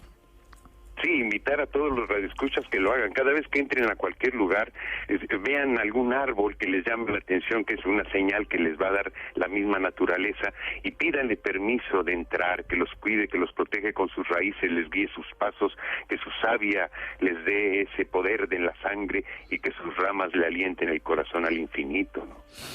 Qué bonito. Has vuelto a España desde México, has vuelto a España y vienes a trabajar, a enseñarnos lo que tienen que ver las señales. Vengo porque amo España yo, y bueno, estoy casado con española, además tengo ese honor. Y bueno, pues venimos para acá siempre, cada año. Y vas a estar en las Islas Canarias dentro de poquito hablando de las señales. Vamos a hablar de las señales allá con el buen Ulises Acosta. Vamos a estar en la isla de Gran Canaria, ahí en Las Palmas, y vamos a estar también en Tenerife. Y en el curso que vamos a dar allí en señales se llama, el curso le pusimos así, ¿no?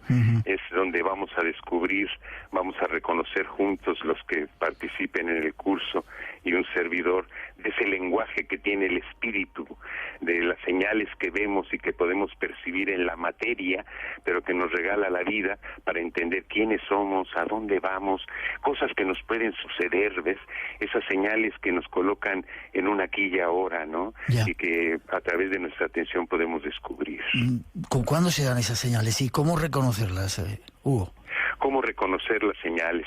Bueno, estar atento. Primero, el silencio es muy importante. Tenemos tantas cosas en la cabeza que no podemos ver las señales que nos está dando la misma materia. Cualquier cosa que nos llame la atención es por algo, es una causalidad, y ahí hay una señal que la misma materia, lo que nosotros llamamos el tonal, nos está dando, que viene del espíritu, que viene de ese nahual, que viene de esa energía cósmica, y que nos está señalando cosas que tenemos que poner atención, algo de nuestro cambio personal, alguna señal de algo que nos puede pasar o que nos puede acontecer, alguna señal de algo que tenemos que cambiar en nuestra existencia para poder llegar a donde quiere tu ser energía, que el ser energía es lo que verdaderamente somos, ¿no? Evolucionar, tener un mayor nivel vibratorio para prepararnos en ese gran viaje que empieza cuando este viaje en la materia termina.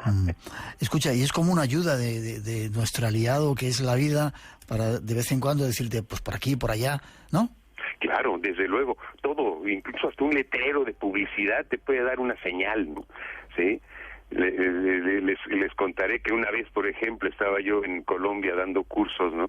Salgo del hotel, voy caminando por la calle, ¿no? Porque me habían pagado la conferencia y quería yo cambiar un dinero, y me fui, ni siquiera dejé el dinero ahí en el hotel, me fui directo a cambiar a una casa de cambio, paso por una calle y veo de repente una señora metiendo en un coche unas cajas, y llega otro haciéndole la broma, te voy a robar, no, soy yo, y le mete las cajas ahí, ¿no? Y yo iba distraído, fíjate, no vi la señal, ¿no? Voy, cambio, regreso, y exactamente en el lugar donde escuché te voy a robar, me robaron. O sea que la vida te estaba dando ese aviso y no quisiste verlo. No lo ve uno, de repente anda uno distraído, ¿no? Anda uno pensando en otra cosa, ¿no? Y no pone algo que nos llame la atención, siempre va a ser una señal, un lenguaje, ¿ves? Entonces es interesante saber cómo poder detectarlo y cómo poderlo aprovechar para nuestro bienestar, para despertar en nosotros una existencia pues plena de amor, de paz, de abundancia, ¿no? Que eso es lo que quiere el espíritu de todo el universo, que seamos así, plenos. ¿Sí?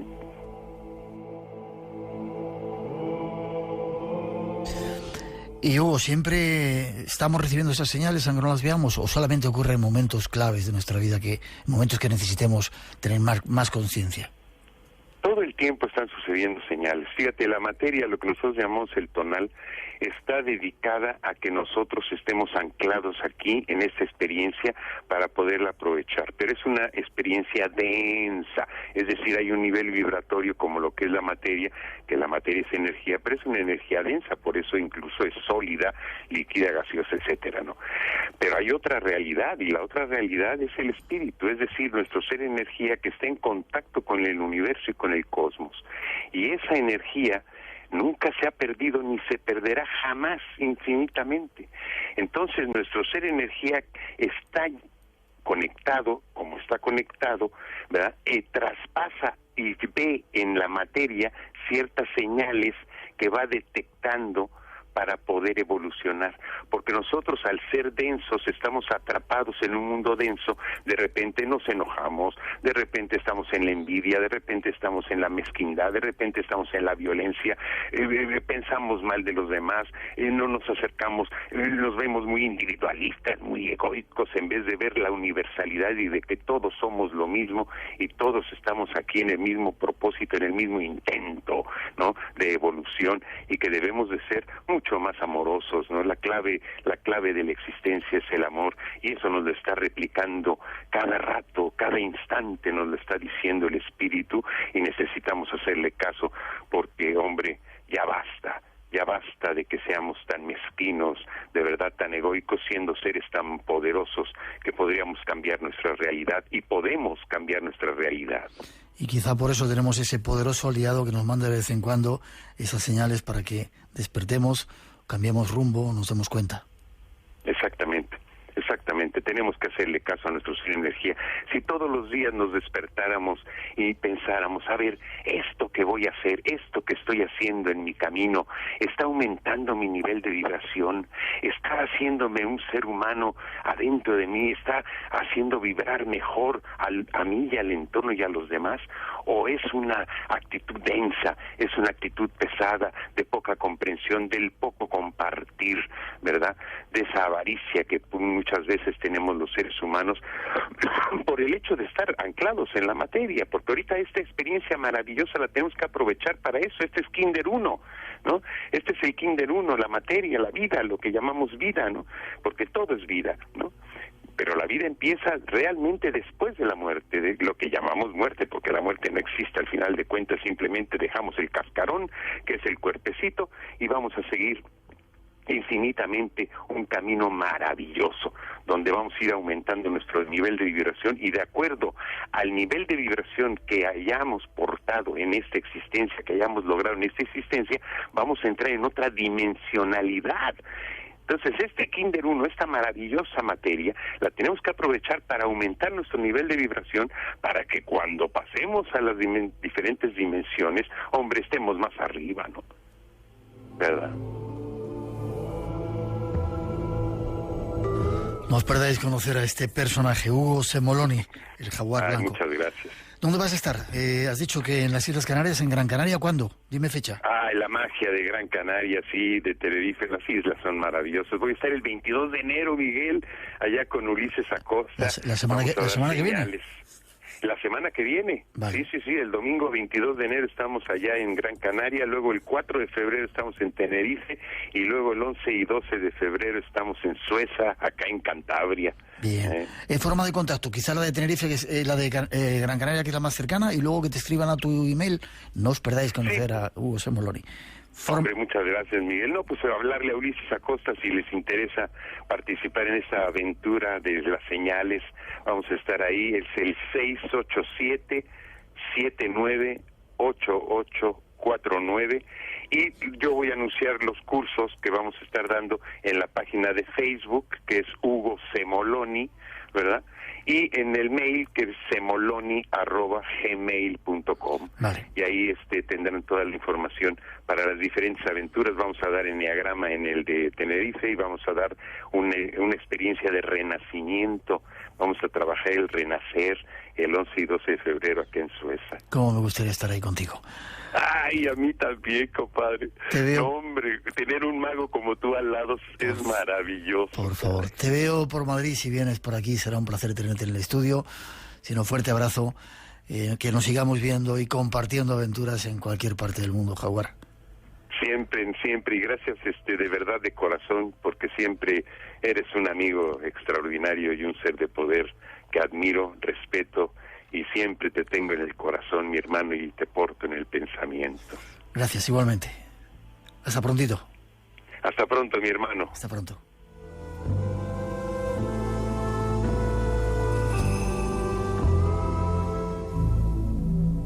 Si te gusta el misterio, lo desconocido, tienes una cita con nosotros. De 2 a 4 de la madrugada, Del sábado al domingo.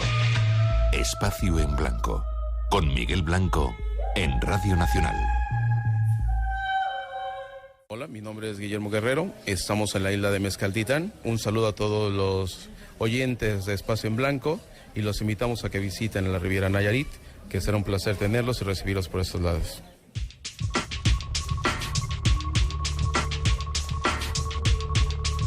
...3:41, 2:41 en las Islas Canarias. Seguimos adelante. Hoy anunciábamos que queríamos lanzar una nueva sección, un nuevo compañero que se suma a nosotros, que nos va a contar cosas a veces desconocidas, ya veréis.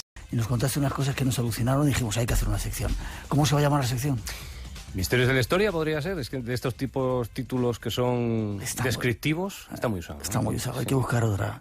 Sí, no vale, sé. Como estamos buscando músicas nuevas y sección, lo pensamos para la semana que viene. También se puede pedir a la gente en Twitter que nos digan... Sí, que lo sugiera, ¿no? Vale, lo que tú quieras. Es Blanco Radio en Twitter y en el Face, ahí son nuestras direcciones en las redes sociales. Y hoy vas a hablarnos de algo que tiene que ver con ciudades desaparecidas, misteriosas, ¿cómo llamarlo? Ciudades secretas. Yo creo que es la forma más fácil de que se sepa de qué vamos a hablar.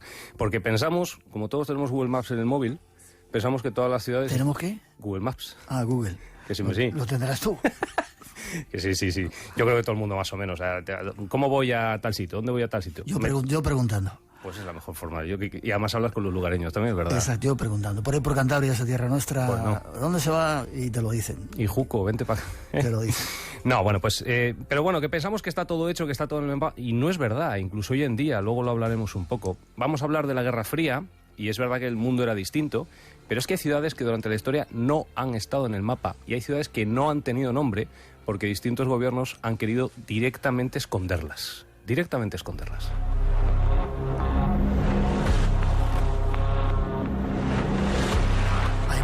Muchas de esas ciudades, Fran.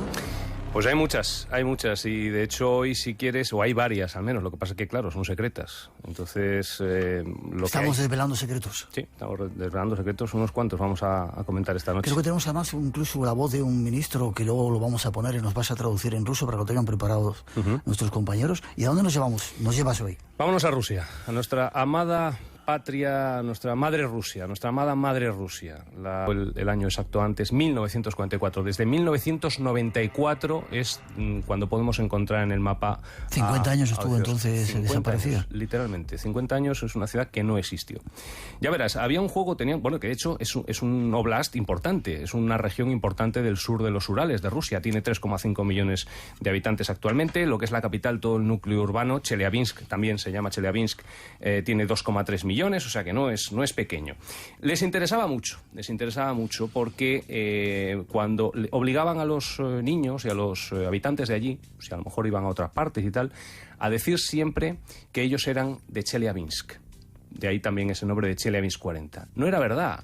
Ellos venían de una ciudad que no tenía nombre. Pero les decían, bueno, pues tenéis que decir Chelyabinsk, sois de Chelyabinsk, de la calle Lenin, le decían siempre.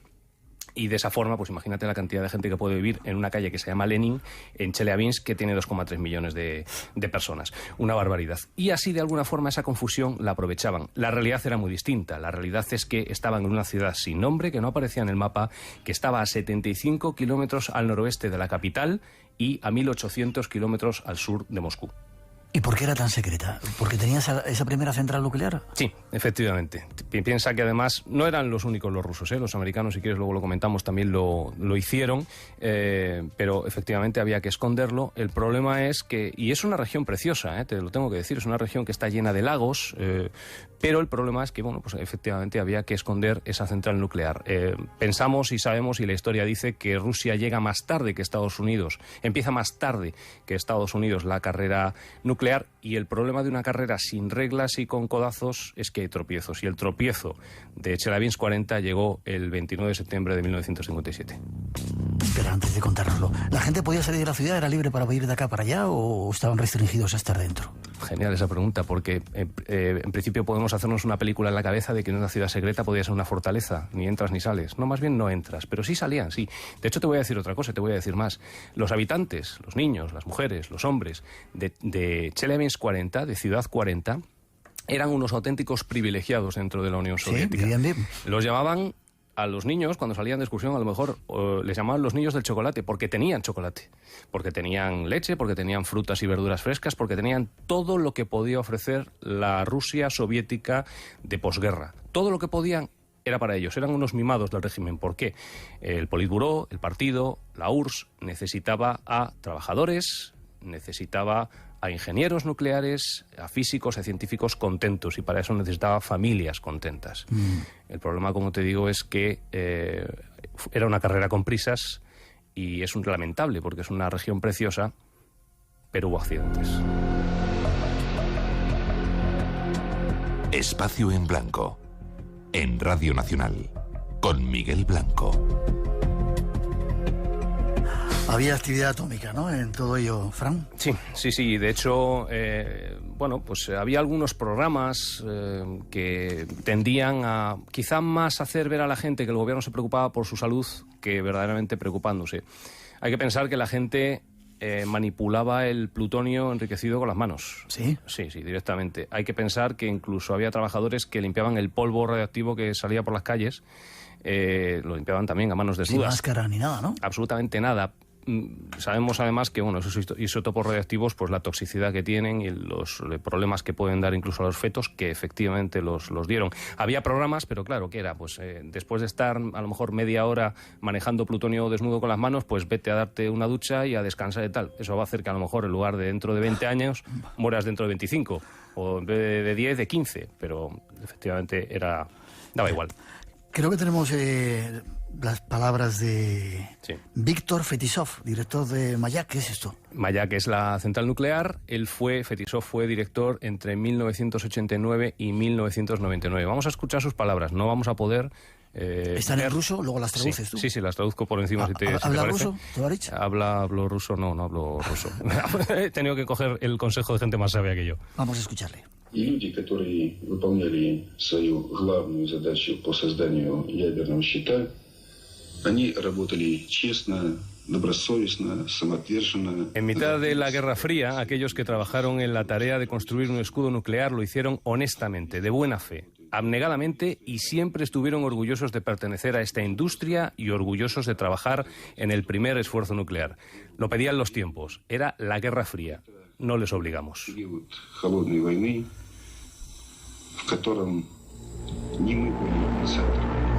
No les obligaron, pero la gente... Bueno, no quiero adelantar. ¿Hubo un accidente? ¿Qué pasó? 29 de septiembre de 1900... Mi cumpleaños, sí. 29 de septiembre. 29 de septiembre de 1957. Pues hay un problema. Hay un problema en uno de los reactores de la planta nuclear. Hay una explosión. Hay 23 pueblos que a raíz de esa explosión y de esa contaminación tienen que ser barridos del mapa, 10.000 personas desplazadas de los alrededores, pero nadie, lógicamente, de Ciudad 40. Te he dicho varias veces que es una región preciosa. Y de hecho hay un lago, el Irtish, que es un lago muy bonito. Yo he visto imágenes y según vas pasando vas de un lago a otro, a cuál más precioso. El problema es que tiene un récord lamentable esa región y esa cuenca hídrica, que es de las más contaminadas del planeta, sin ninguna duda. De hecho, hay batallas legales hoy en día por intentar reclamar ayudas del gobierno ruso, pero claro, se encuentran con el problema de que ¿dónde ha nacido esa gente? Usted nació en 1948, 1949, 1950, me da igual, 1960 o 70, lo que sea. ¿Dónde nació usted? No hay ciudad. Sabemos los problemas que tiene el gobierno federal ruso, pues liquidez, hay crisis, hay una crisis galopante en Rusia y todo lo que puedan ahorrarse se lo van a ahorrar. Entonces hay problemas legales ahora mismo con eso porque hay secuelas, lógicamente. ¿Y la gente de la ciudad desapareció toda o...? No. De hecho, Oziorsk sigue existiendo. Ahora mismo existe, está en el mapa, como digo, y hay gente que tiene esos problemas, pues niños que nacieron allí con malformaciones, niños con problemas inmunitarios, niños con alergias. Y de hecho sigue siendo, ya no una ciudad secreta, pero sí sigue siendo una ciudad cerrada. Oziorsk, ex Chelyabinsk 40, sigue teniendo y sigue guardando un secreto, ahora mismo. Un periodista, alguien así un poco con ganas de conocer cosas, puede ir allí y decir, voy a ver qué pasa por aquí. Se la juega. No solamente por la contaminación. Bueno, no tanto quizá por la contaminación, porque es de suponer que el gobierno ruso actualmente haya hecho algo, aunque es verdad que hay quejas con que está prácticamente abandonada, una ciudad que otrora era una ciudad bonita, una ciudad soviética, pero no era gris, ni mucho menos. Tenía parques, tenía iglesias, tenía teatros. No tanto eso como que, insisto, que es una ciudad cerrada. No puedes entrar, sigue teniendo ese secreto y allí no entra cualquiera, ni muchísimo menos. Y el que entra sin permiso del gobierno se la juega.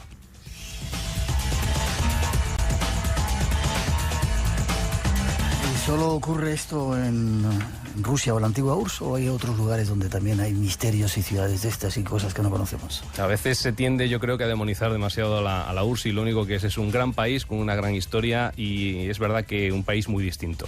No, que va. Se piensa, y los investigadores creen que llegó a haber en Rusia cerca de la treintena de ciudades secretas que no estaban en un mapa y que no tenían nombre, pero es que, pues en el entorno del Pacto de Varsovia, pues también podía haber, se cree que había 3 en Kazajstán, una, por cierto, Kovasna, también en Moldavia, pero los Estados Unidos también lo tenían. De hecho, hay investigadores que piensan que Estados Unidos tuvo ciudad secreta cerca de Washington, o en Washington, mejor dicho, en el estado de Washington, antes que Rusia. Lógicamente empezó la carrera nuclear antes, o sea que eso tiene. Conocemos Nuevo México, conocemos Nevada, sabemos que son enormes extensiones de desierto en las que es súper sencillo instalar equipamientos secretos, ciudades secretas, y efectivamente también los hay. Nuevo México, Nevada, Tennessee, Washington. ¿Cuántas cosas nos ocultan? Intentaremos, gracias a tu ayuda, ir dándoles un poco de luz. ¿Forma de contacto para contarte cosas, decir qué sintonía, cómo vamos a titular la sección? Yo creo que en mi caso lo mejor es el Twitter, @FranciscoJGirao, todo seguido, @FranciscoJGirao, y ahí les atenderé con muchísimo gusto. Bienvenido al Espacio en Blanco, ha sido un placer. Muchas gracias, Miguel. Gracias.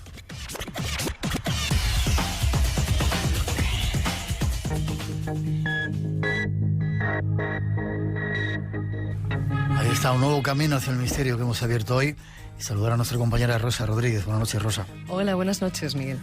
Ya estamos de nuevo en marcha en este 2017. Ya estamos. El primer programa que hacemos en directo, con muchas ganas y con muchos agradecimientos que tenemos que dar, ¿verdad? Sí, tenemos que dar las gracias porque han sido muchísimos, cientos de personas los que han enviado un WhatsApp a nuestro compañero Ramón Álvarez felicitándonos al programa Las Fiestas, felicitándonos el Año Nuevo. Muchísimas gracias porque ha sido gente de todas partes. Tengo a Gonzalo de Chihuahua, en México, a Rosendo de Argentina, a Yoshiro de Chile, a Dris de Tánger, y bueno, mensajes que han llegado desde Mérida, desde Panamá, desde Perú, desde Costa Rica. Gracias a todos. Más de 100 países donde nos escuchan. Las gracias también a nuestro compañero Ramón Álvarez. ¿Ganadores del concurso de hoy? Son 5, como siempre. Acindino Quesada nos ha llamado desde Gijón, la primera vez que nos llamaba por teléfono. Nicasio Aguilar, Bilbao. Pili Gemma Ávila nos ha escrito a través del Facebook, Romeu Marsal de Barcelona y Silvia Arnau Granada. Por favor, mandadnos vuestra dirección postal a través de nuestro correo electrónico espacioenblanco@rtv.es y os haremos llegar el libro. Vale.